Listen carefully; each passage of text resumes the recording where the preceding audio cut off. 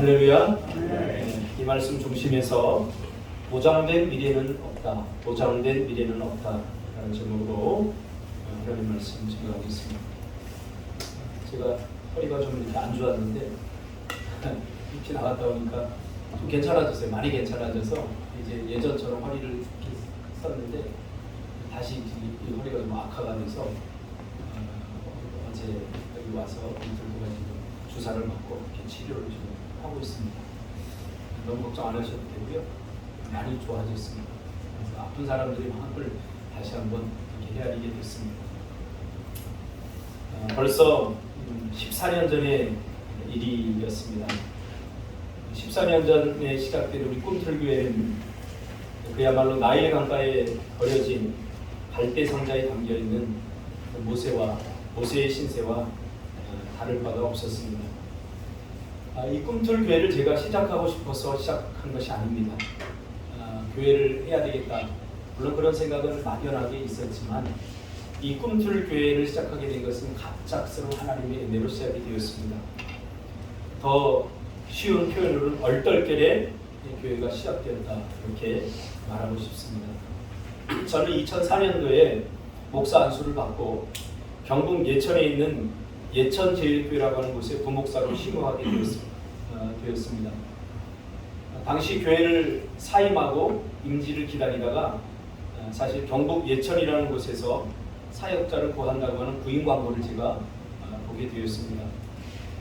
많은 동료들이 추천해 준 사역지가 있었지만 다 비슷한 사역지라 조금 더 쉬고 싶어서 미루던 차에 전혀 가고 싶지 않았지만 동해안 여행도 한번 가볼까 계획하던 중이라 경북 예천리에서 영덕이 가깝게 모여서 집사람하고 우리 여행할 겸 설교 한 편 준비해서 가서 설교하고 바로 하룻밤 거기서 묵고 영덕으로 가서 꽃게도 먹고 영덕게도 먹고 동해안을 쫙 한번 여행을 하고 옵시다.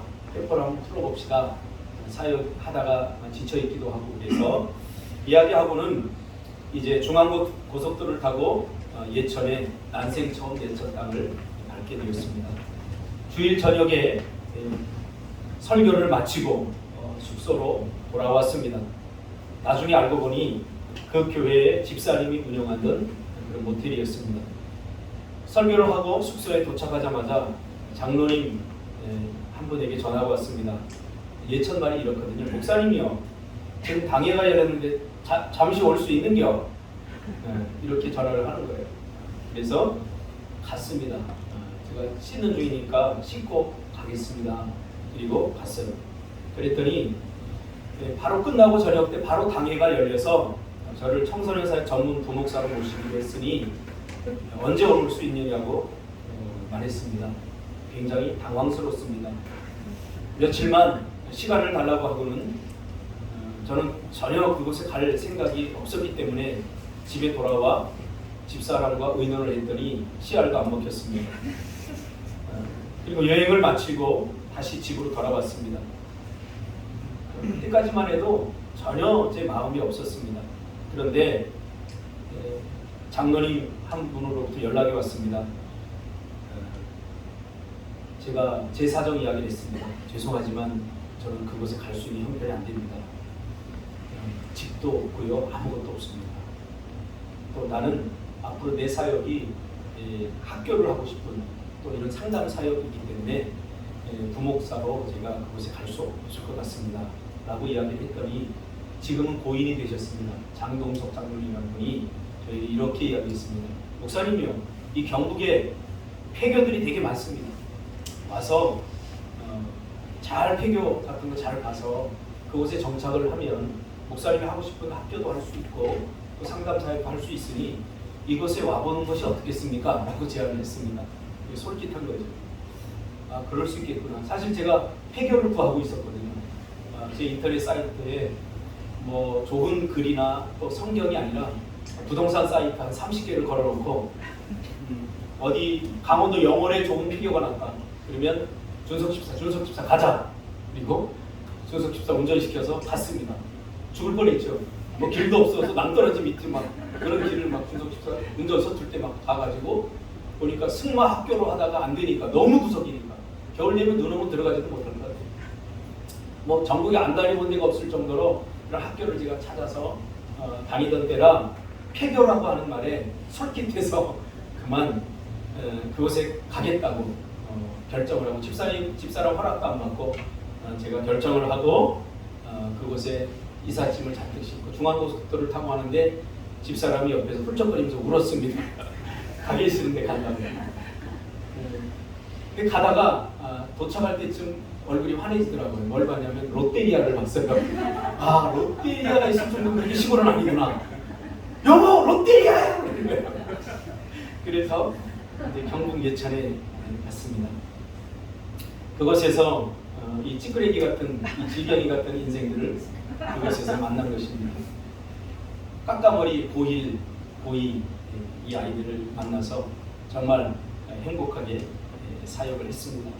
그 작은 지역에 지금은 도청이 들어와서 상당히 번화한 곳이 되었지만 그 작은 지역에 떠들썩할 만큼 많은 부흥과 비전을 이루었고 그 주변에 있는 학교 학생들이 저희 교회 안 와본 적이 없을 정도로 그렇게 행복하게 사역을 했습니다.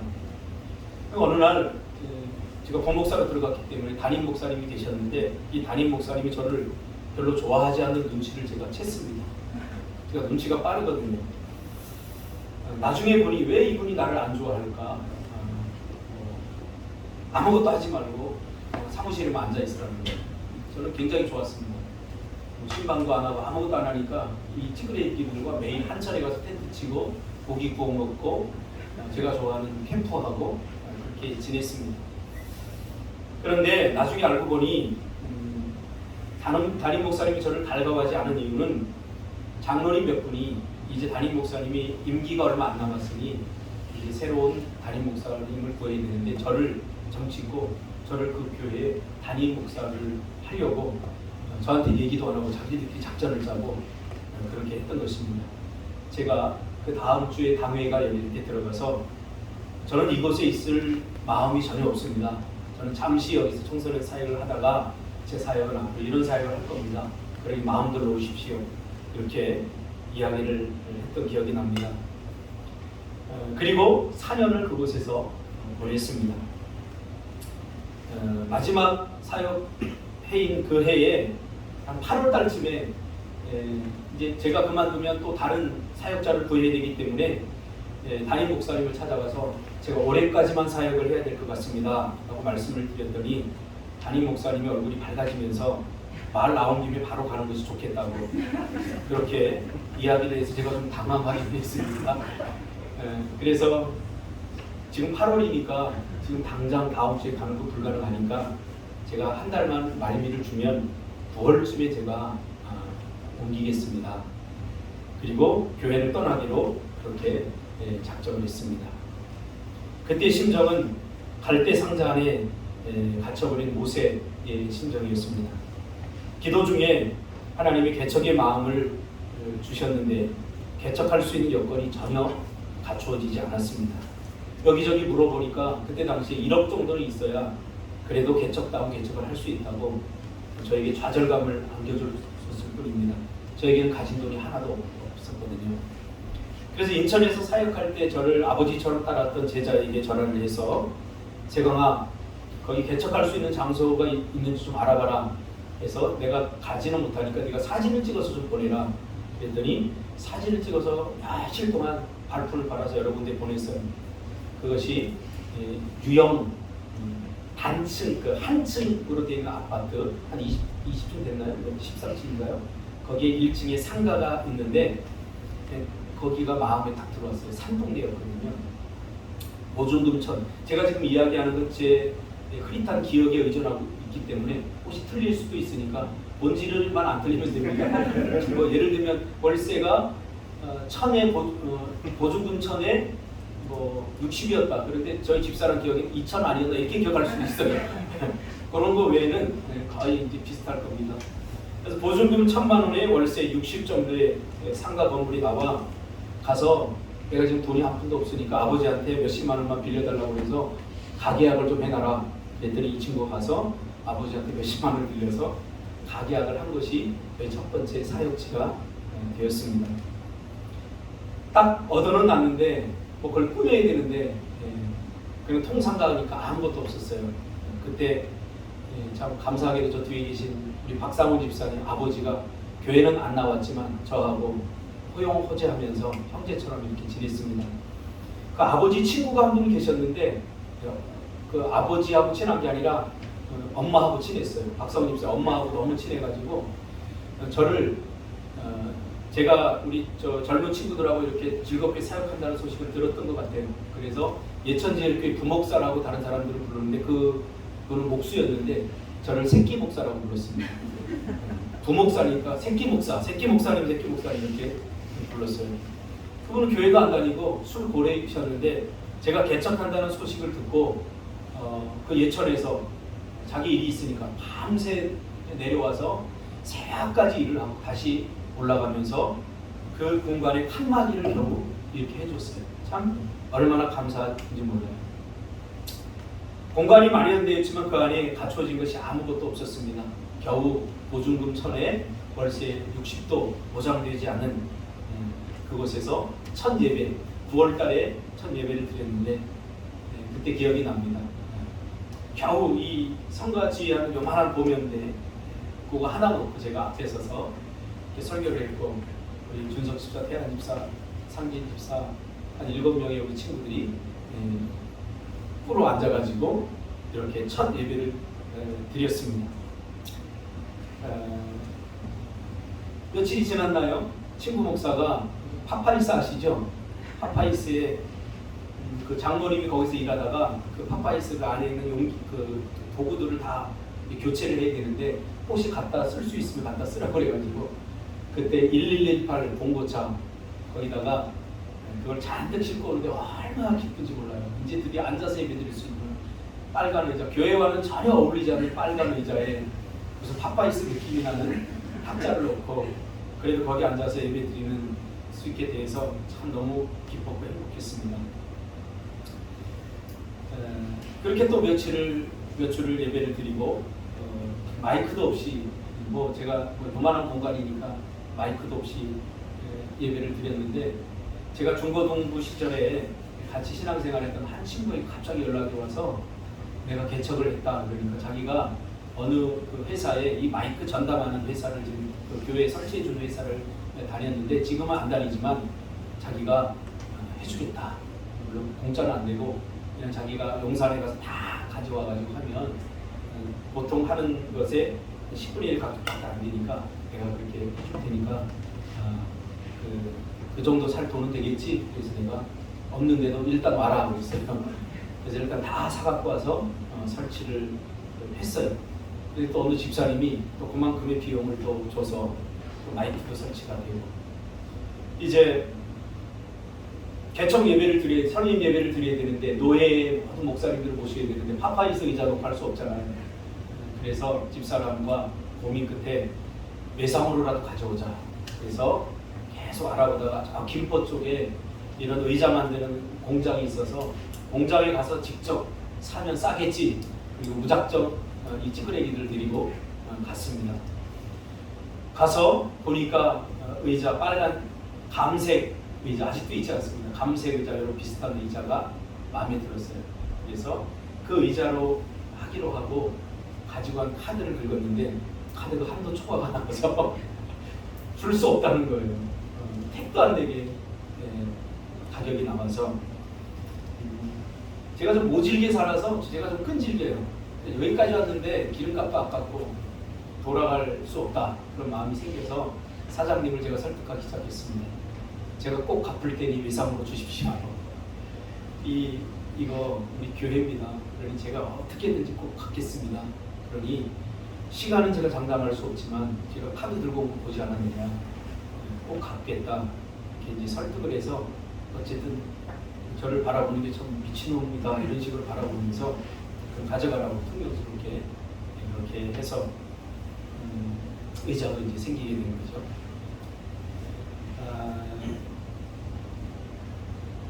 그렇게 이 교회가 시작이 됐습니다. 젊은이들만 있고 어른들이 없으니까 어른들이 와서는 한 번 예배드리고 다 가는 거예요. 등록을 안 하고. 또 등록한 어른들은 교회 이름을 바꾸면 자기가 등록하겠다, 그래서 다니겠다.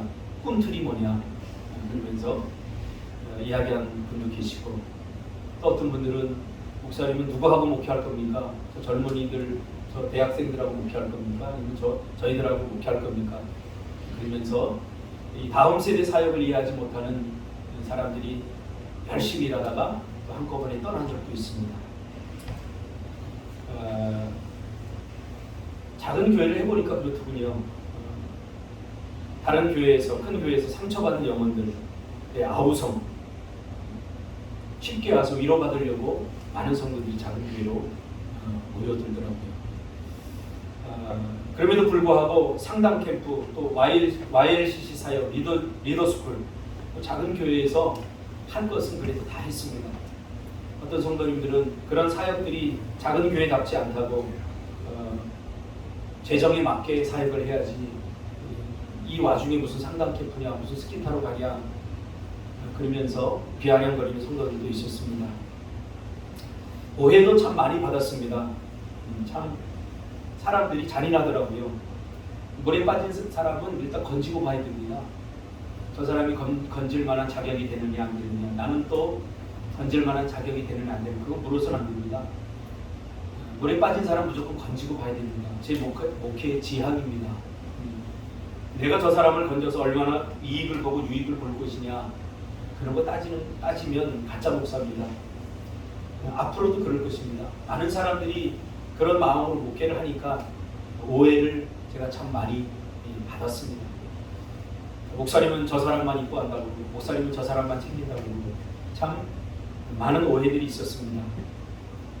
그러나 일일이 변명하거나 좌절할 시간이 없었습니다. 왜냐하면 한 영혼을 구원해야 되기 때문입니다. 사람은 자기의 수준에서 말하고 행동하는구나 라는 것을 깨달았습니다. 그분들은 저에게 걱정되고 염려돼서 해주는 말이라고 했지만, 그러나 그런 말들이 제 마음을 얼마나 많이 아프게 했는지 모릅니다. 진심은 결국 시간이 지나서 통하는 것을 발견하게 되었습니다. 인도 선교가 시발점이 되었습니다. 저희 교회의 사역이. 성도들이, 어른 성도들이 다 떠나고 이제 저 찌끄레기들만 남았어요. 대학생들. 그때 제가 좌절하고 있을 때 제 친구 목사가 인도 선교 가자고.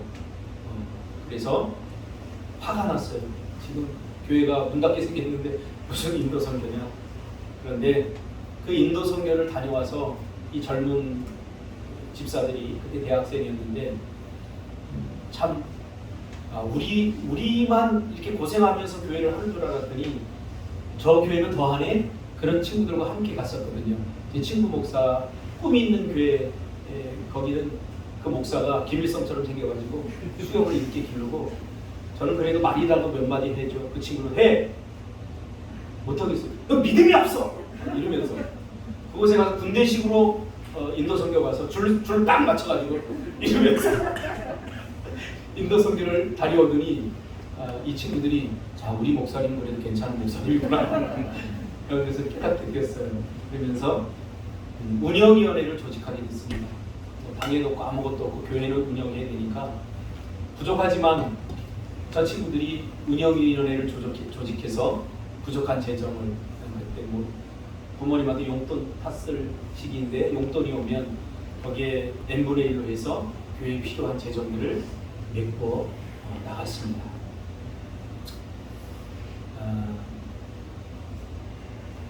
그 인도 선교가 시발점이 되어서 이제 비즈니스, 그 미얀마 선교를 하게 됐습니다. 이제 우리도 새로운 선교지를 가져야 되겠다.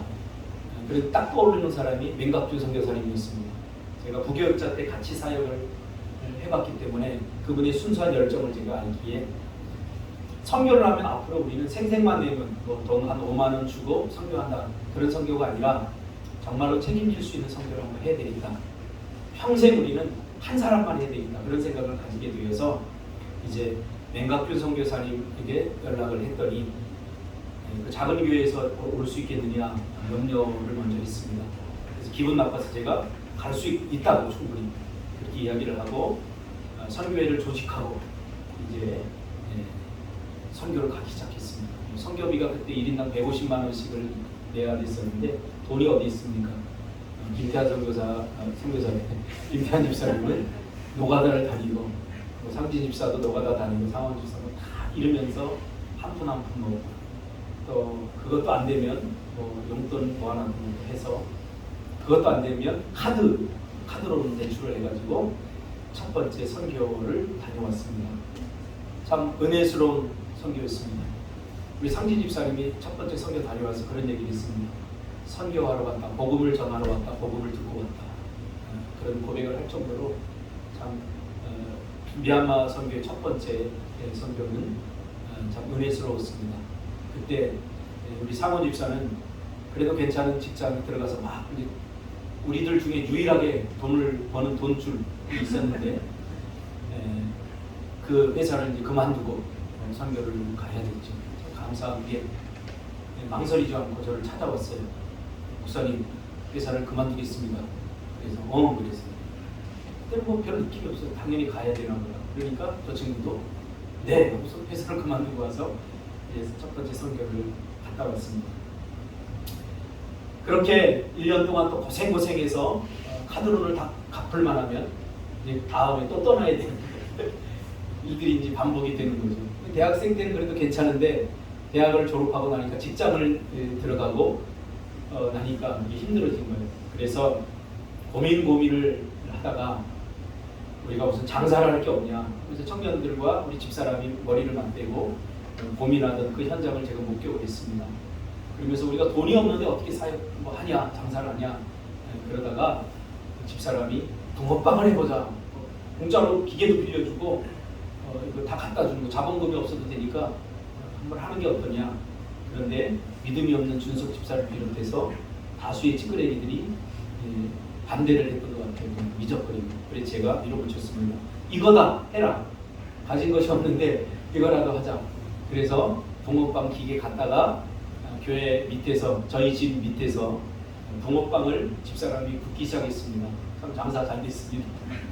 옆에 파리바게트가 있는데 그 파리바게트에서 이 장사가 너무 잘 되니까 구청에다 신고해서 제가 옮기기를 몇 번을 해서 저도 굽고 또 우리 집사님들 굽고 돈이 이 통에다 이렇게 하나 가지고 오면 상진 집사하고 집사람하고 저 가지고 와가지고 방바닥에 뿌려놓고 막 웃었어요. 돈 벌기 쉽네. 그때 뭐 30만 원 뭐 이렇게 넘게 벌고 뭐 개척교회 한 달 헌금 들어와봤자 15만 원 뭐 이렇게 들어올 때 엄청난 돈들이었죠.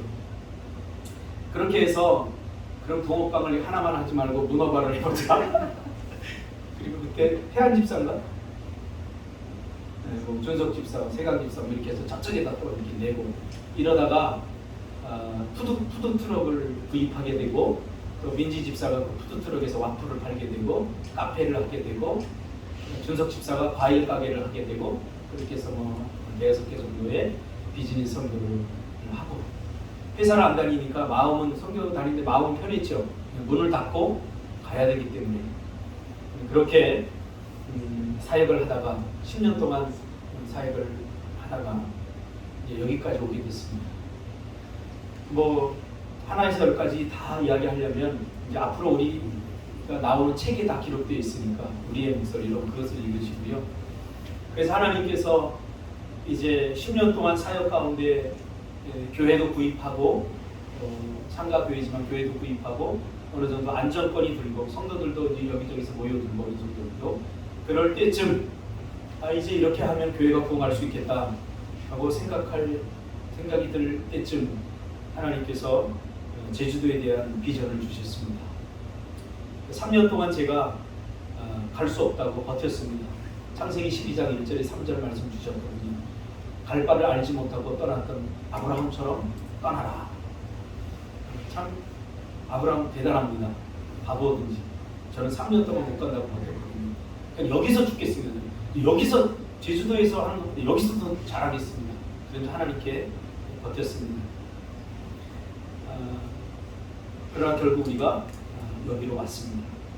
돌아보니 오늘 갈대 상자에 담겨 나일강을 떠내려가는 모세처럼 보장된 미래는 아무것도 없었습니다. 무엇인가 보장이 되었기 때문에 제가 결단하고 시작했던 것은 단 한 번도 없었던 것 같습니다. 유대인의 숫자가 이집트에서 많아지자 헤롯 왕이 3세 이하에 태어나는 모든 아이들, 유대인들 다 죽이라고 명령을 합니다. 그 당시 아이가 태어나는 것은 절망 그 자체였죠. 왜냐하면 죽여야 되기 때문에.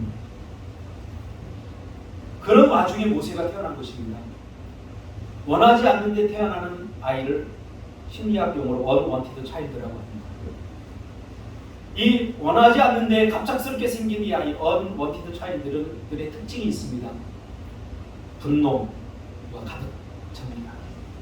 자신이 받아들이지 않는 자신에 대한 열등감과 분노로 가득 차 있습니다.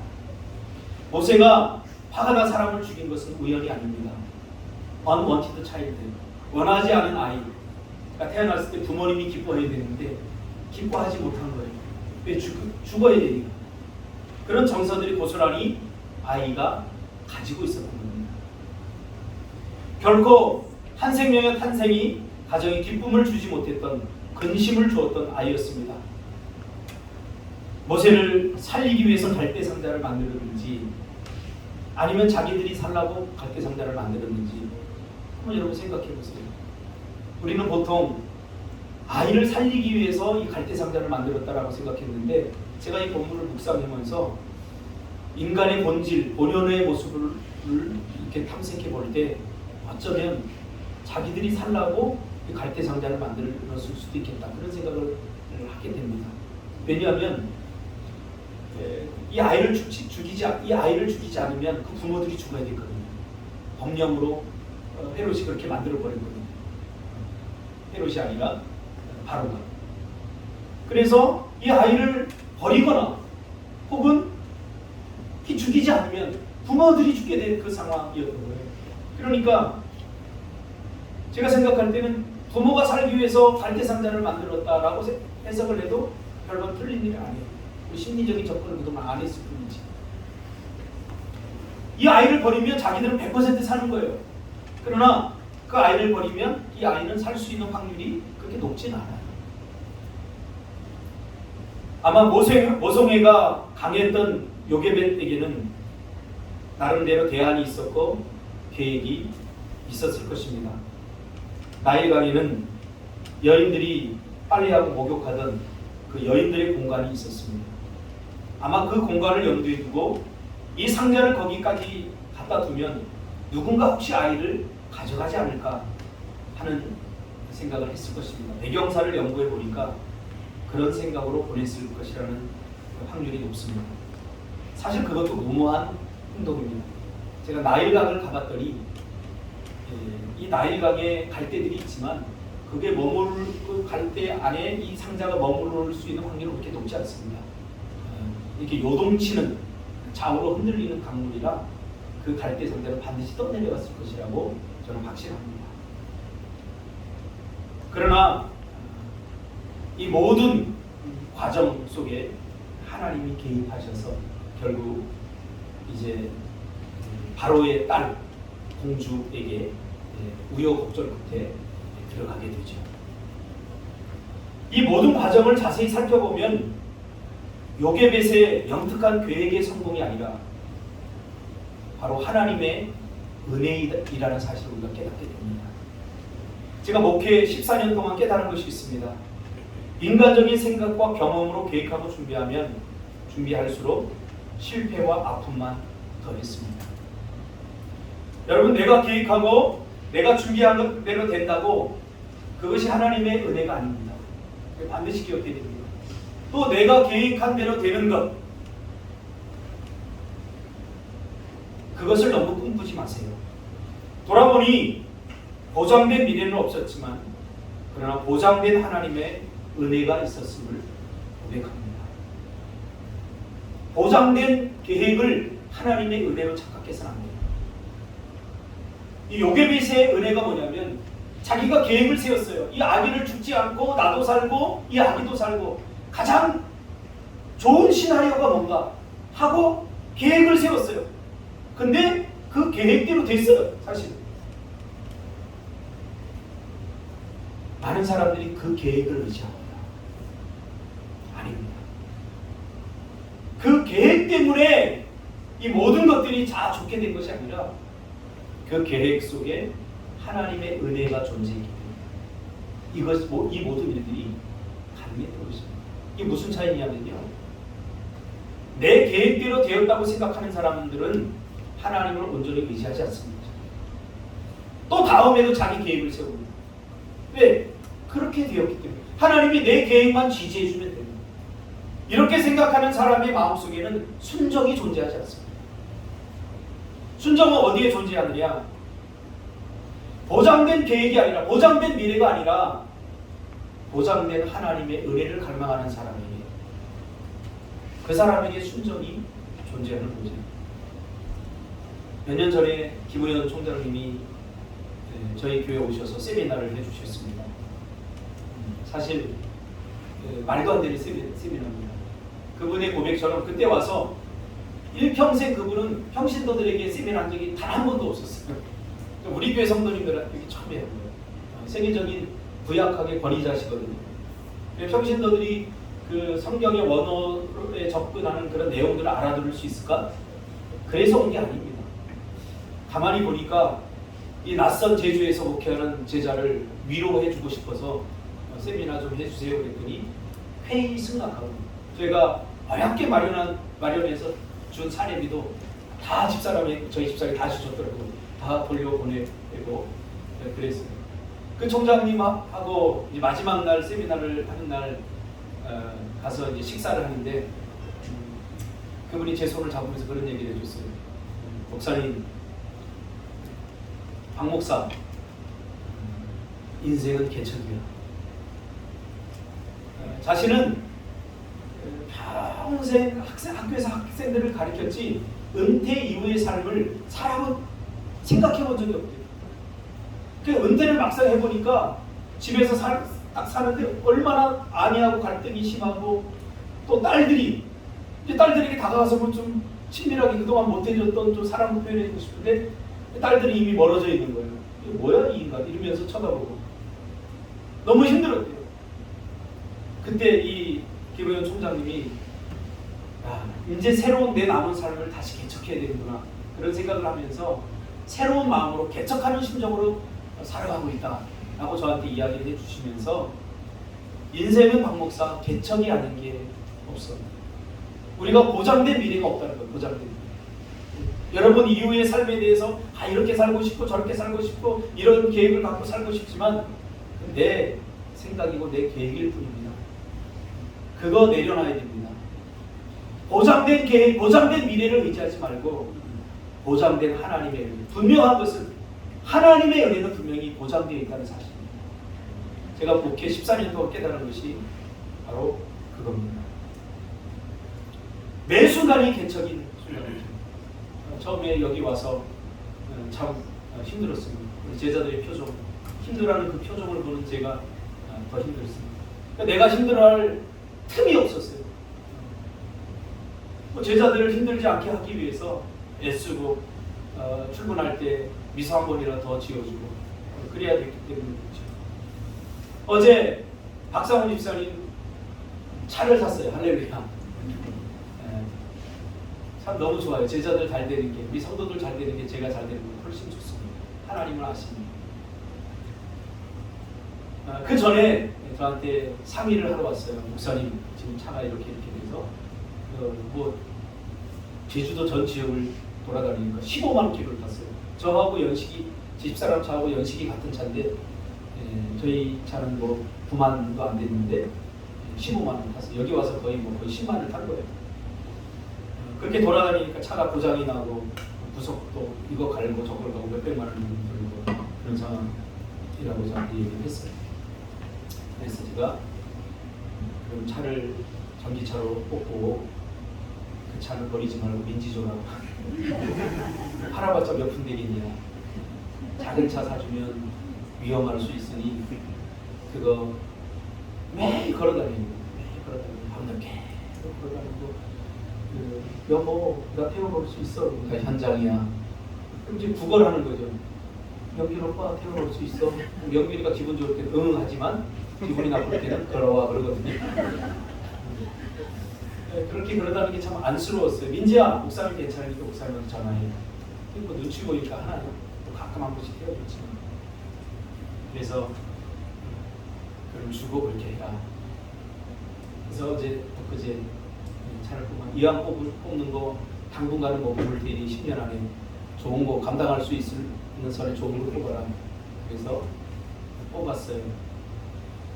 무슨 젊은 놈이 좋은 차 뽑느냐고 손가락질 하지 마세요. 제가 좋은 차 뽑으라고 해서 뽑으라. 욕하려면 저를 욕하세요. 전 제자들이 잘 되는 게 좋습니다. 그들이 잘 되는 게 제 기쁨만큼, 제 일만큼 기쁩니다. 우리 준석 집사님도 아버님 소천하셨는데 제가 갔어요. 가서 사실 허리가 아파서 사실 좀 쉬어야 됐어요. 제가 앉아있지 못하거든요. 여기 등을 지탱하는 두 개의 큰 근육이 있는데 몸을 지탱하는 그쪽 한쪽 근육이 찢어졌더라고요. 그래서 이쪽을 못 사용하는 거예요. 그러니까 다른 쪽에 힘을 주니까 온몸에 몸살이 오고 힘들어요. 쉽게 피로가 오고 너무 힘들더라고요. 근데 가서 원래 예배 2번만 작정돼 있는데 그 장례 지도사가 시도 때도 없이 기도하라고 그러고 저한테 예배 드리라고 그러죠. 예배를 몇 번 드리고 기도를 몇 번 하지 몰라요. 그러더니 나중에 저한테 그러더라고요. 저는 법사입니다. 목사님. 중입니다. 근데 목사님은 진짜더군요. 왜요? 지금까지 자기가 많은 장례를 치러봤는데 목사들이 와서 딱 한 번, 2번 예배 드리고 그냥 싹 갔지. 끝까지 남아서 이렇게 마지막까지 처리하고 하는 목사님밖에 없었습니다. 목사님 진짜입니다. 제가 설교에 은혜 받았습니다. 그러더라고요. 제가 우리 교회 나오세요 그러려다가 제가 그랬어요. 저 제주도에서 왔어요. 어디 갈 데도 없고 어차피 저녁에 끊어놨기 때문에 될 수 있으면 여기서 놀다가 가야 됩니다. 여기 다 할 거 가야 됩니다. 이렇게 웃으면서 얘기를 했습니다. 저 중한테 인정받은 목사입니다. 여러분이 제가 시원찮게 보여도 중이 저를 인정했습니다.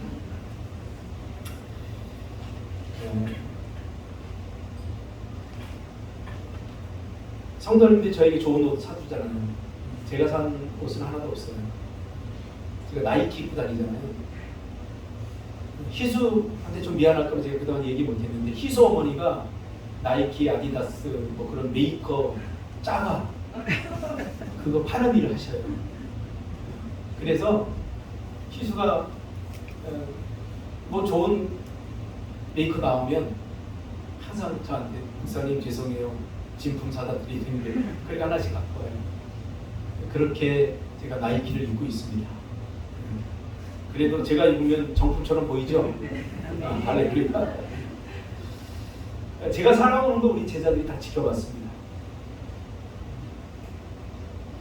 또 저도 우리 제자들의 삶을 지켜봤습니다. 제가 차 몰고 가다가 누가 끼어들면 아이 저 새끼 그런 거 다 봤어요. 그게 뭐 중요하겠습니까? 앞으로 저희 교회는 이렇게 보장된 미래가 없이 여전히 우리는 갈대상자처럼 앞으로 떠갈 겁니다. 분명한 것은 저놈이 아들을 낳더니 매설기에 비웃고 있어요. 제가 부탁드리고 싶은 것은 한 가지입니다. 우리 서로 가족처럼 이해해주고 서로 사랑해주고 아껴주고 단 하나 옆 사람 잘 되는 것이 내 잘 되는 것처럼 기뻐해줬으면 좋겠습니다. 제가 큰 교회도 다녀봤는데 그런 성도 많지 않습니다. 교회 안에서도 서로 경쟁합니다. 상원 집사 좋은 차 탔으니까 나는 더 좋은 차 사야지. 그럼 하나님께 기도합니다. 하나님께 불평합니다. 하나님 뭐예요? 상원이는 개판처럼 신앙생활하는데 나는 얼마나 열심히 잔디도 잘 뽑고 상원이는 잔디도 한 번도 안 뽑았는데 좋은 차 주고 왜 나는 매일 잔디 뽑는데 이 찌그러진 차 타고 다녀요? 혹시 명렬이가 그럴 수 있어요? 그러지 말란 말이에요. 기뻐하세요. 저는 얼마나 기쁜지. 명륜이 차 찌그러진 거 타고 다니는 거는 제가 게을러서 그런 거예요.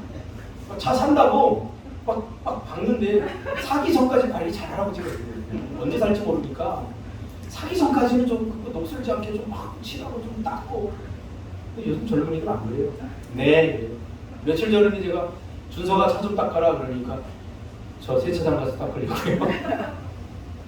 그래도 태안 집사가 저를 위로해 줬어요. 내 아들이 가서 차를 또 열심히 닦더라고요. 내 차도 아닌데 제가 왜 닦으라고 하겠습니까? 삶이라고 하는 것은 자세와 태도가 중요합니다.